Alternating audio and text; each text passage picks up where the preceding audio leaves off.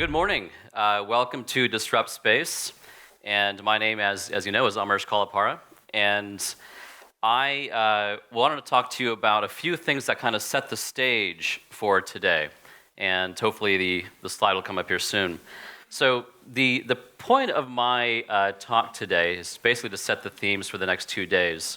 And it essentially is revolving around, at least the points I'm going to talk about, are revolving around a concept I call collective disruption.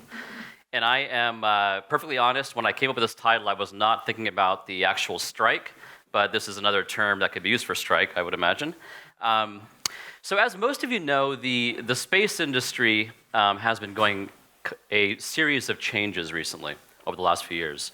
I call this kind of a tectonic shift in the forces of traditional space. So the themes, the topics, the definitions of traditional space have drastically changed. In fact, I would say they're dead.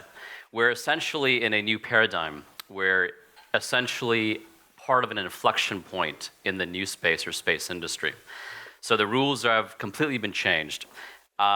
It's a period of collective disruption where various forces have come together to kind of create this tidal wave of beneficial involvement.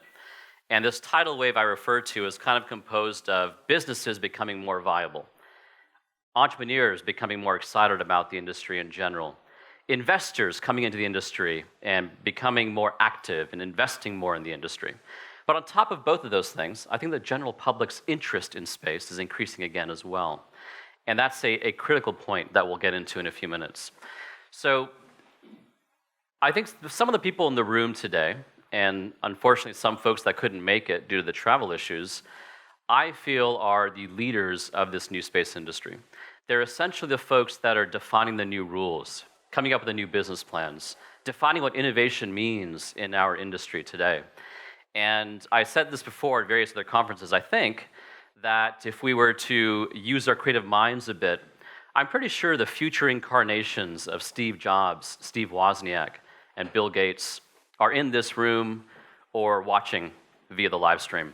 So no pressure, anyone, to fill those footsteps. Before we jump in as well, I wanted to kind of also talk about some application areas that have been prominent in the industry thus far. I'll be using two terms a lot during this talk: disruption and applications. And so what I mean by applications, these are essentially what I call the product or service that are the fruits of our effort, what people actually pay for at the end of the day.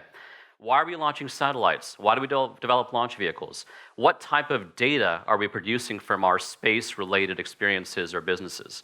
Who pays for the products or services at the end of the day is essentially what an application is. So to set the stage there, we've come a long way in what I call space hardware or space technology. This is the first ever image taken of the Earth from space. It was taken in 1947, and it was actually a rocket, a V-2 rocket, that was launched out of New Mexico after the war. And it's the first instance of data, true data, being provided from space. Heavily pixelated and not much you can do with it, but we've come a long way. 1972, our ability to gather data from space has been increasing over the years, which leads us to the present day. There's various things we can do with space-related technologies and the data we bring back from space. One area is agriculture, which is being transformed by space technologies. And it's become one of the areas where I call it's a traditional culture clash of industries. Traditional agriculture and folks that work in it aren't necessarily rocket scientists, and rocket scientists are not necessarily farmers. But the confluence, the collaboration between the two industries has led to several $billion of investment and several $billion of revenue that has been created. So things like judging crop health, or figuring out whether there's a disease in a crop, or understanding irrigation monitoring, or even understanding whether a foreign crop enters your field, are all things that can be done directly using space assets. There's also a lot of applications that are not necessarily traditional, that kind of fall outside of the box, if you will, on what we determine as space-related applications. This is a study that was done by 2 satellites that were basically orbiting information. And an optical sensor between the two satellites was monitoring the slight deviations or deflections between the two satellites. This is California, where I'm from, and the deviation between the two satellites actually was influenced by the local gravitational field over the landmass. If there was water underneath the land, that obviously has a stronger gravitational pull than if there's no water under the land. So what they've done is actually determined the amount of water available under the land, the water tables in California, using satellite technology. Chemical sensors, in this case CO2 detectors, are being used to monitor carbon emissions. And they're slowly becoming one of the leading areas on how to basically put a true science behind carbon emission and the carbon trading program, which currently has about a 20% inefficiency, a several billion-dollar inefficiency in an industry that space can actually solve. And of course, there's dozens of other applications when it comes to travel, logistics, shipping, and we'll get into a few of those as well. I argue that every single business on the planet can benefit from space-related applications. Every single business on the planet can benefit from space applications. And I'm not just part of the cult. I truly believe this, and I've developed business plans that kind of reflect this, and we'll talk about that soon as well. So how about a little audience participation? This is a timely slide. So last week, the company Apple, the most valuable company in the world, they actually had their stock price at an all-time high. So kind of combined with that, the second richest man in the world, or richest person in the world, Warren Buffett, put in a lot of investment into Apple at the same time. So in fact, Apple now is the second largest part of his portfolio through Berkshire Hathaway. And he's commonly regarded as one of the most knowledgeable investors in the world. So what's so special about Apple, and why the hell are we talking about Apple at a space conference? Can anyone tell me what happened there? So this is a graph of Apple's revenues from 1999 all the way to 2015. And that point right there that I'm pointing to on the slide is commonly regarded as the beginning of Apple's exponential growth as far as revenue, products, and services.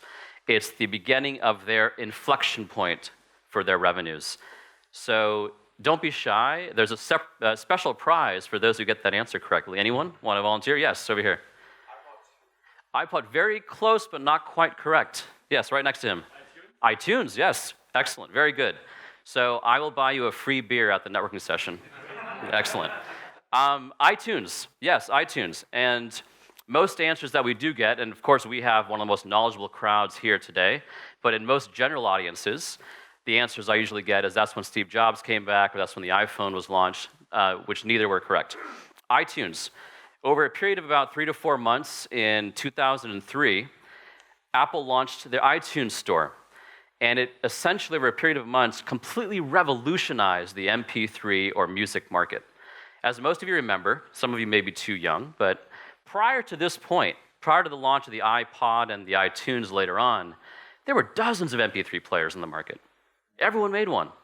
But now they are essentially gone, dominated by the iPod and the later technologies that led to iPhone and smartphones, etc. iTunes was not a hardware play. It was what I would call an application play. It created a marketplace. It created a product and service. It created an ecosystem where people actually download music and utilize hardware. It is the application to Apple's hardware. And we'll focus on that theme quite a bit. And by the way, now, just a few short years later, in actually 2010, Apple became the largest music retailer, period. Who would have thought that? Who would have thought Apple would be the largest music retailer in the world? But that occurred due to that spot.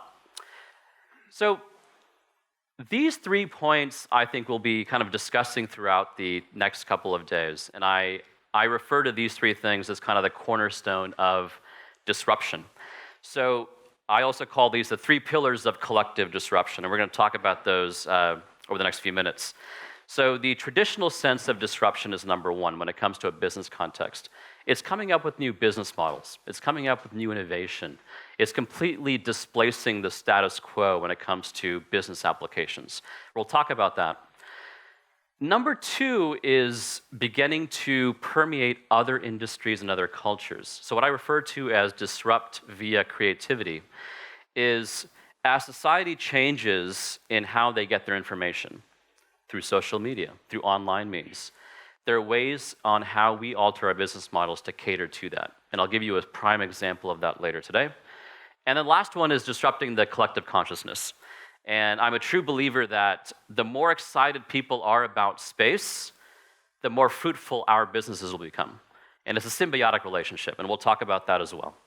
So the first one, and by the way, I'll be saying disrupt about 150 times today, so keep track. Here's a business school 101 type diagram. It's a value chain, a traditional sense of the functions of the industry, kind of chunked out by how they proceed as far as time or order. So this is very standard. I'm sure all of you have seen something like this before. On the left side are essentially what I would call stuff that goes to space or gets things to space, like launch vehicles, satellites. Those space platforms, like satellites, bring back something. They bring back content. And that's the central box there. That's data and connectivity and other things the satellites provide for us.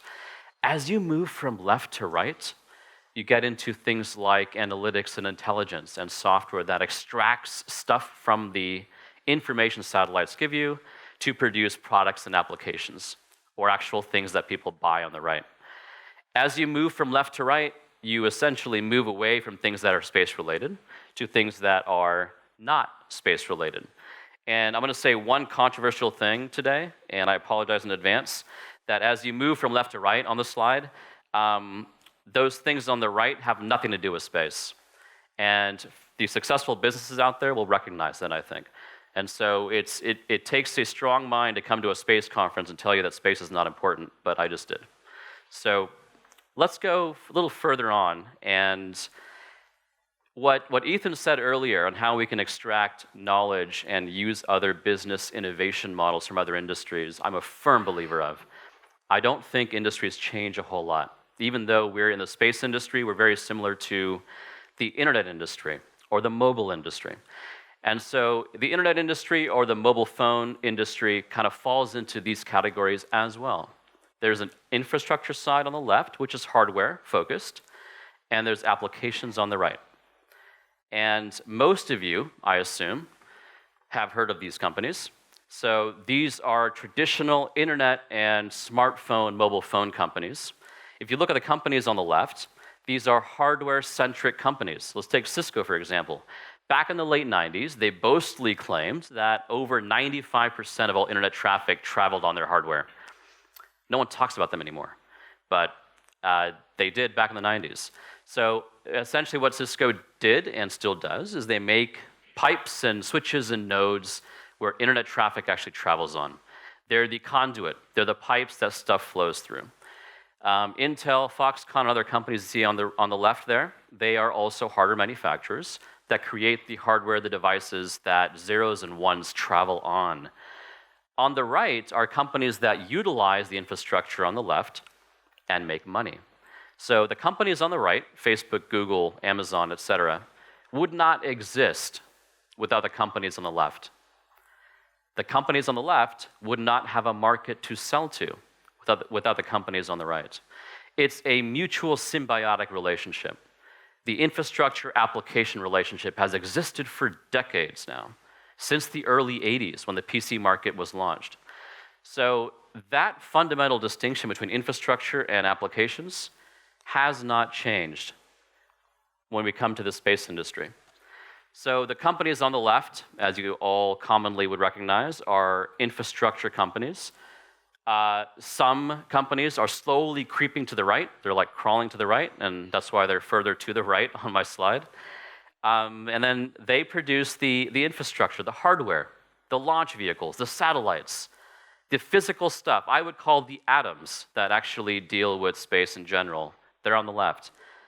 The companies on the right that you see down there are traditional, what I would call space companies that utilize satellite data or utilize space-derived data to make money or to create a product or service around it.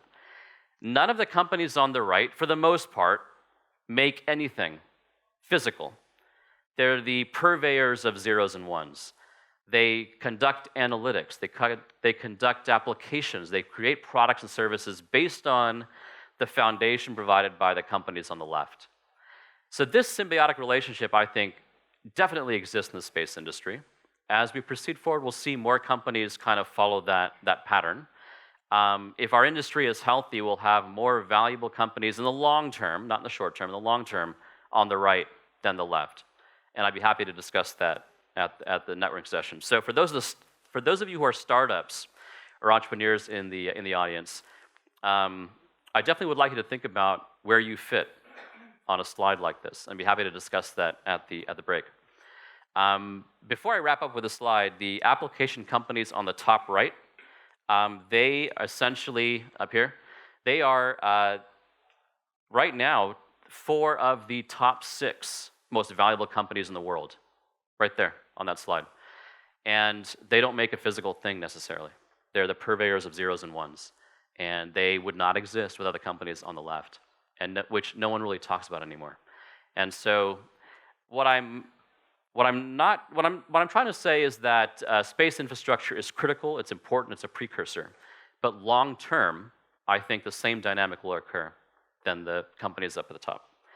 So where does this lead to for today's discussion?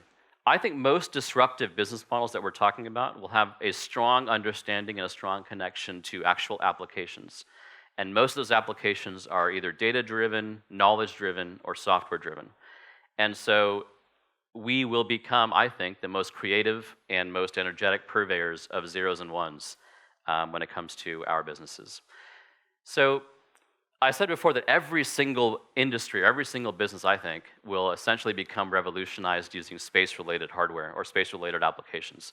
And so this is just a sample of the types of industries that are currently using space-derived applications or space-derived products and services. I have a list of about 200 different use cases that span many more industries as well, which I'd be happy to discuss at the break. But every company, every industry at its heart is really a software and information company. Whether you're a pub down the street, or you're a software manufacturer, or you're Lufthansa Airlines, you are a information process and software company at its heart. And information and data driven by space will become a valuable asset in that production. So with that, I think I wanted to go to the second topic of today, and that is my current role at Oculus, the virtual reality company. So the reason I'm going to show you this is that the medium for exchanging information has changed quite a bit. VR, social media, and things like that are drastically becoming popular. They're drastically becoming the source of information and interaction for a lot of folks. And so if we are to disrupt many industries using space as a platform, we'll have to come up with models where we engage with people in new mediums of communication. So let's see here. I'll go ahead and bring this up. We'll have to switch over if we can. Oh, okay.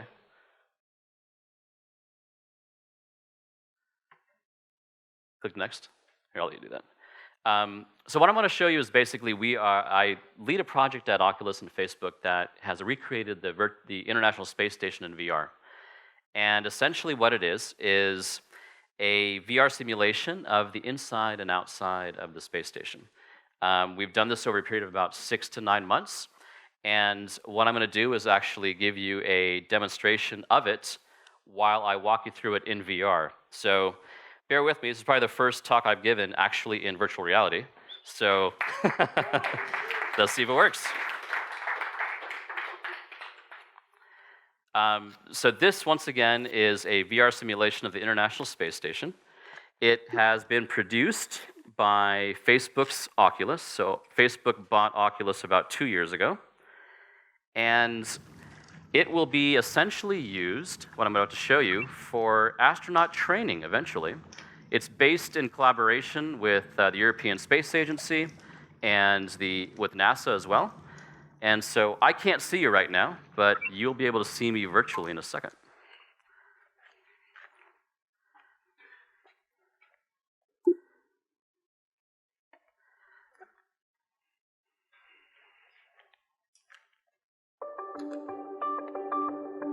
Okay. So as you can see, everywhere I look, I'm actually able to control the visuals.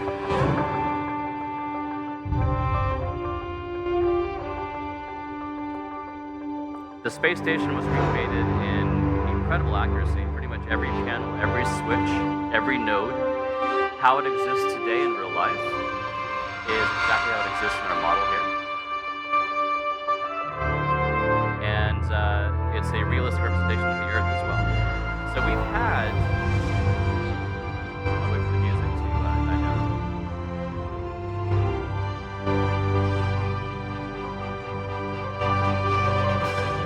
Great. Please select Training, Mission, or Explorer mode. So we've had approximately 15 astronauts try this, and the latest was Scott Kelly, who spent a year in the space station, and also Buzz Aldrin. And all have provided feedback, so it's as accurate as we can make it. So here we are inside the ISS. Here are my hands. Hello, everybody. Actually, it's this way, right? Hello. I can move my hands around, and the cool thing about this is I can move and navigate just like an astronaut would. So I can grab onto the grab bars like this and float through, just like an astronaut would. And the feeling is actually a little unnerving because it actually feels like you are weightless. And as you can see, for those who are familiar with the ISS, it actually is a pretty accurate representation of what you would see if you were actually there. In fact, we had one astronaut who shall remain nameless, who went up about 5 years ago and got lost in Node 2 when he was upside down in real life, and he actually got lost in the same spot in our simulation. And so most objects you can interact with just like this. You can grab it, and we modeled the physics such that you can throw objects and see them float in microgravity. And it's full 360 up, down, left, and right. So what I will do, real fast, if I can, whoops, make sure I don't fall off the stage, please. Yeah. Maybe, Bagni, if you want to stand over here. That'll be the first Keynote VR injury in a space conference. So let's see here. I wanted to show you the coolest place on the ISS, which is the cupola, right here. And so everything that you see around me is exactly how it exists in real life. We made sure that we did that prior to showing it to Scott Kelly, because this is being live streamed, right? So he's an amazing astronaut, and he's very particular, though. So, yeah. Cool, thanks. Okay, so I'll try not to knock stuff down. I wanted to show you two quick things, and we'll move on with the presentation. One is we have a portion of this simulation where we can actually dock a SpaceX capsule, and we're going to do that right now. And we'll guide you through the procedure. So we have a mission control that talks you through it. You'll see monitors showing the view from your external cameras. There's the capsule right there. In front of you will control the remote manipulator system. And there's Canadarm. RMS, which is the main robotic arm. The RMS is attached to a platform called the Mobile Base System, or MBS. The translational joystick can move straight in any direction. In and out, left and right, up and down. You should be able to see both the capsule and the capture port on two monitors. Try moving the joysticks and see how the robotic arm responds. Okay, so in the one second. Slowly, things should be fine. You'll need to line up the latching end of the arm to the capsule Okay. docking port. And once you're connected, initiate capture. You should see the docking port highlighted on the capsule above you. Move the arm to capture position and lock onto the port. So just due to timing, I'm not going to actually complete the entire mission, but you get the idea. These controls you look before me are actual modeled on real space station controls.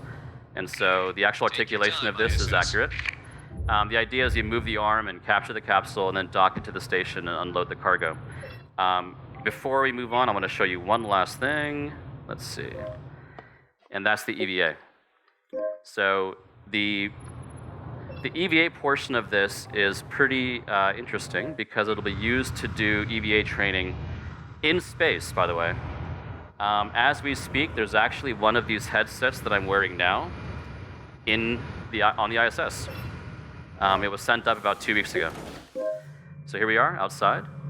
I'll quickly show you the entire space station so you get a sense of scale.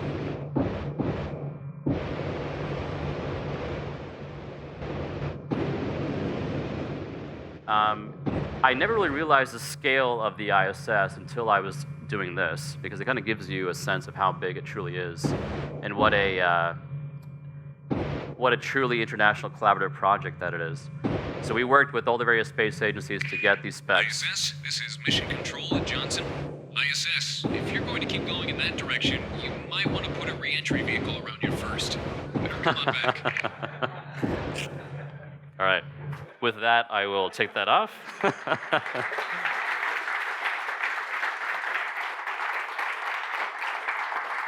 Okay, perfect. Sorry, it's actually quite hot in there, so a little perspiring, but that's all right. So there's one of these is on the ISS right now, and it'll be used for medical testing and eventually to train astronauts prior to doing EVA. They put this on, get a refresher course, and then jump out the door. So the reason I showed you this is that we had created 360 videos around this, and essentially there's now about 700,000 views that occurred over the last 4 days.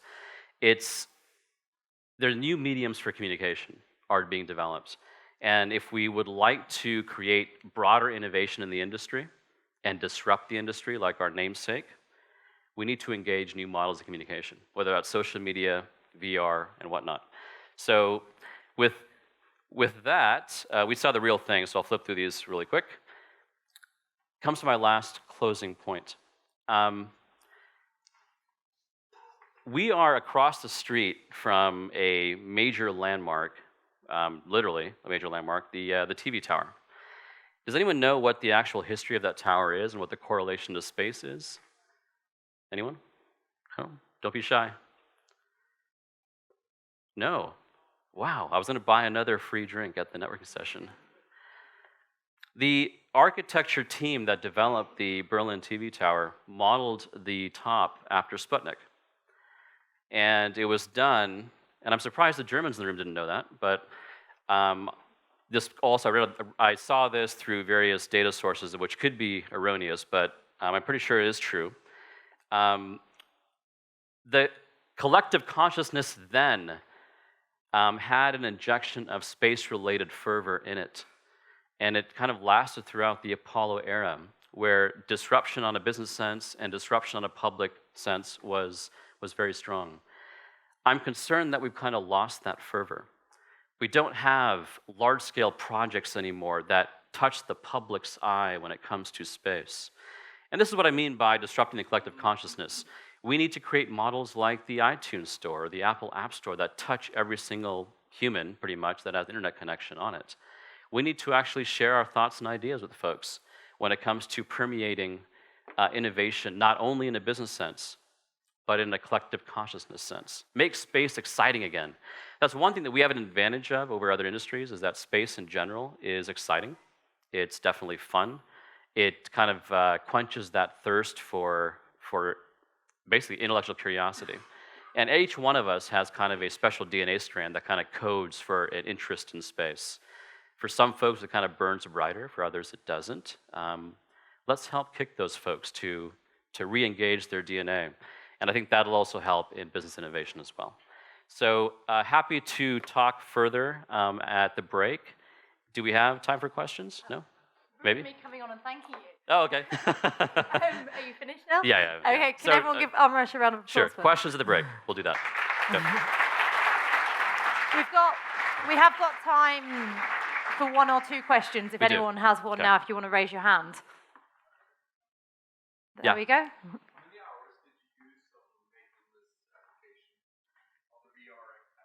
How many hours? Way too many. So it was a team at Oculus, and the larger team was a company called Magnopus, based in Los Angeles. They spent many months, and they've had a team of over 10 people. Essentially, it's, as you saw, it was all computer graphics, and it was modeled after the real schematics of the ISS. But in summary, I would probably say 10 to 15 people over about a 9-month span. Any more questions? Yeah. You said basically you had this graph with infrastructure Yep. and application Huh? and space and traditional. Yeah. What do you think are the qualities that companies on the application side in space should have to, well, basically not be overrun by the application companies that are already there? Great question. What's the difference in qualities or in Yeah. abilities? Absolutely. The question was on that slide that I showed, infrastructure and applications, for the space application companies, what are the qualities or characteristics that they need to have such that they won't get overrun by existing application companies that are not necessarily space-oriented? That's a great question, and it's difficult to do. If the model actually works, I would argue that the space application companies would join forces or get bought out by existing application companies. And in some instances, that actually has already occurred. The evil company Monsanto bought Climate Corporation, which I would argue was a semi-space company. Google bought Skybox Imaging, or Terabella, which then was sold again later. But the concept of acquisition, I think, is strong in that sector. The qualities have to be, like any other industry, is they have to be the front runners in deriving value or intelligence from an existing space company or hardware company. And I don't see existing application companies doing that. But I do see them acquiring our space application companies later on. And we have one more final question Excellent, for you. yeah. This is on the Slido. So what is your take on growth of new space startups in Asia over the next couple of years? Great question. If I kind of double down on my theme today, new space companies, the successful ones, over the near and long term, need not develop any hardware. It's basically, it's brain power, it's analytics, it's intelligence, it's software. Those companies can be based anywhere. I definitely see companies in Asia, throughout Asia actually China and India and other places, doing extremely well in this sector, and they have begun to do so already. So what's the outlook? 5 to 10 years, I would say the marketplace would be, it'd be difficult to distinguish companies outside of Europe and the US as any different or less valuable or less in number. So I would say within the next decade, we'll have a true global marketplace. Optimistic, but I hope so. I hope it's true. Okay, brilliant. Yeah. Thank you ever Cool. so much. Thank you.